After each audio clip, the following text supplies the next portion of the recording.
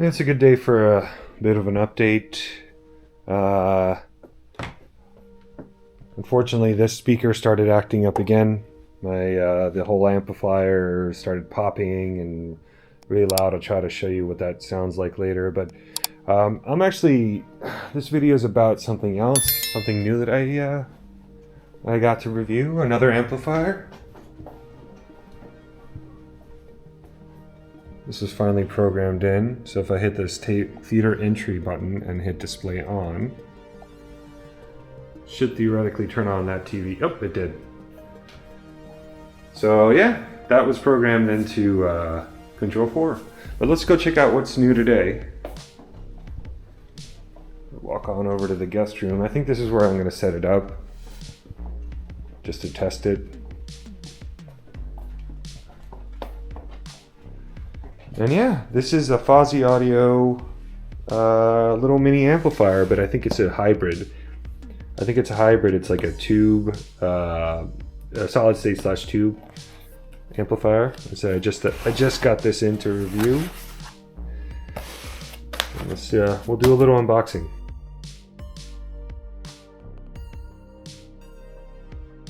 All right, so let's check it out. Got some operating instructions here. Tell you exactly what to do. Looks like you got a power adapter, and it looks like this is, so it's 4.5 amps times 24 volts. So that's about 100. It says 108 watts. Yeah, that's about right.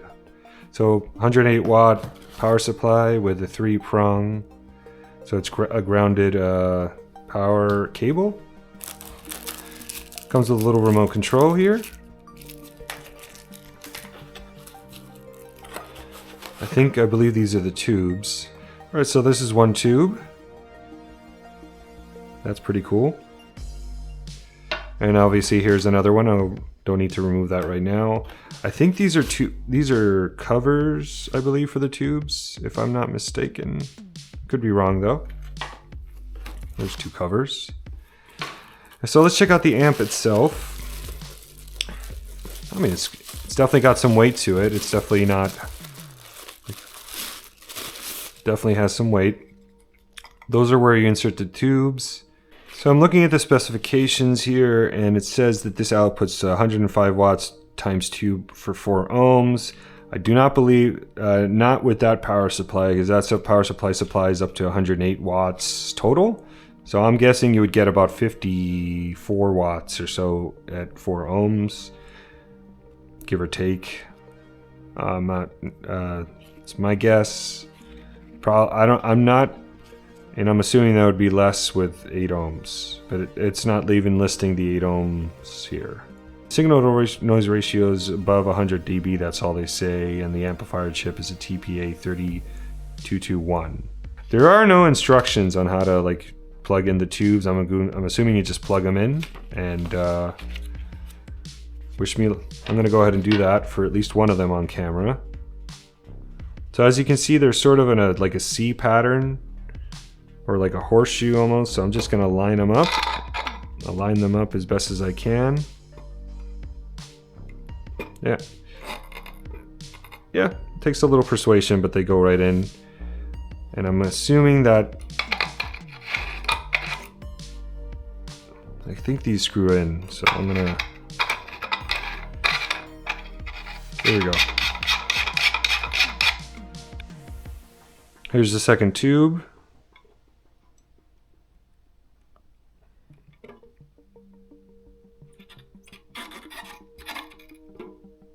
Alright, went right in. Now I screw the second one in. And I guess I'll put the antenna on. It's a simple matter of just screwing it in. If you want to use this with Bluetooth. So I think what I'm gonna do is I'm gonna plug it in. So I'm gonna put it, I mean, it might be a bit of an unfair fight, but I'm gonna put it up against the Macintosh here, which is a 2-channel system.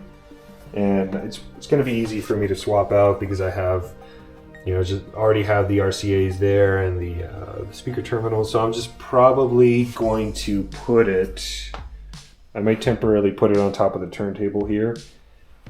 And yeah, so it'll be running through the Macintosh preamp, and we'll see how it sounds. A lot of amplifier reviews. I guess I just did the Outlaw one down there, which is great. Love it. We'll see if it's enough. I have a feeling these are actually these speakers are about 92 dB sensitivity, so they're pretty efficient. So I don't think this Fosi is going to have any issues powering these things at all. So it should be pretty easy for it. But yeah, let's see how it looks.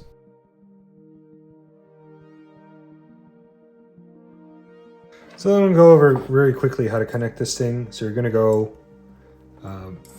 white with white, red with red for RCA, and left speaker. No, left speaker's here. So black with black, red with red. Works a lot faster if you're using banana plugs, but if not, you'll just have to use the binding posts. And black with black, red with red, and then the power plug for power.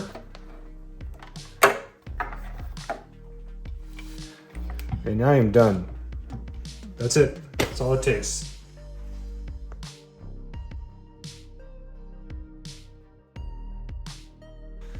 So let's go over the Fosi Audio MC331 little mini amplifier, hybrid amplifier. So it means it has tubes and solid state components to get it to work. And you know, I've had a lot of fun with this thing, and it's really to install. It's like it gives you multiple inputs. But it has Bluetooth, a USB input, optical input, coaxial, and of course RCA. RCA is what I'm using. I've done all my testing using RCA, but I will kind of demonstrate how the Bluetooth works as well. It's very simple to use, and it also comes with a nifty remote, which allows you to select your different modes. It has a Bluetooth button. Obviously it has power, mute, volume, and I guess skip track. If you're using your Bluetooth, you can actually control your phone, your source, I'm assuming through here, and you can play pause, of course. And you have separate tone controls. Even though there's analog tone controls on the amplifier itself, you can do it through here, through the remote control as well.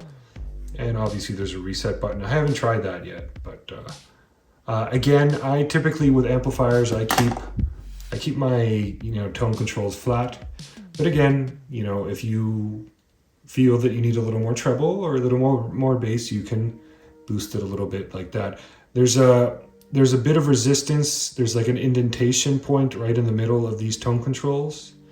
So when you're set right in the middle, it's very simple. Again, and with the volume, it's like stepped. You get little clicks here. They're not audible, but you can feel them with your finger. So in order to turn it on, you can simply press and hold the power button, and you'll see the little VU meter will light up, which is a nice touch. I really do think the VU meter, and it actually scans the inputs for some kind of signal and a jump to RCA, which is what I'm actually connected to. And of course, you can also use the remote to turn it off and on like that. You're going to hear a bit of a click. That's normal for any solid state amplifier. If I'm not mistaken, the tubes are for the preamp stage, and like any tube device, you need to wait. It takes like 10 to 30 seconds for them to warm up, and then you're good to go.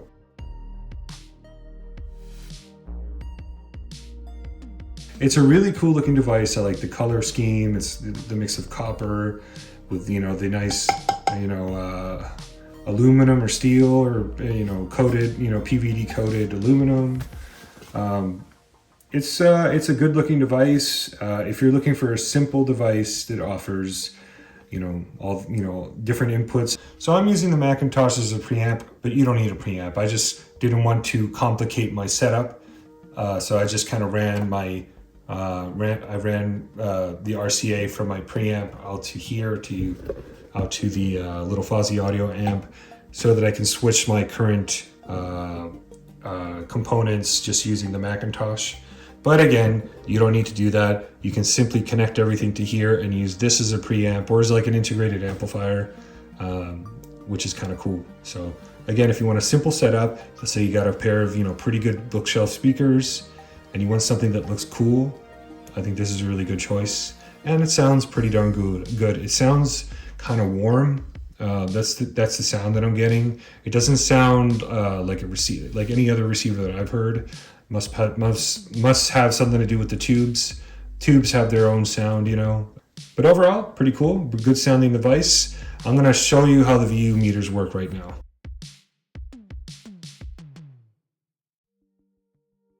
I'm assuming that Bluetooth is going to be a feature that a lot of people are going to use, so I'm going to go ahead and hit the Bluetooth button, and it's going to switch to Bluetooth. I'm assuming it's blinking because it's going to want to search. It's going to be like in pairing mode, I guess. So I'm going to go ahead and show you what that looks like on my iPad. All right, so I got my iPad here, so I'm going to look for it.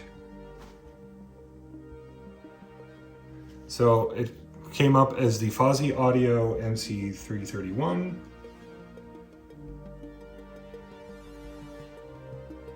Okay, so my iPad is now connected, and I guess it stopped blinking there. That means it's connected, so I'm gonna try to play something really quick.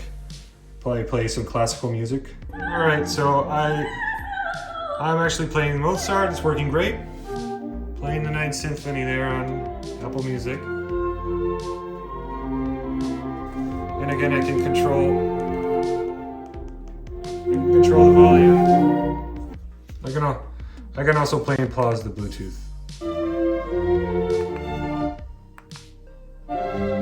Which is great.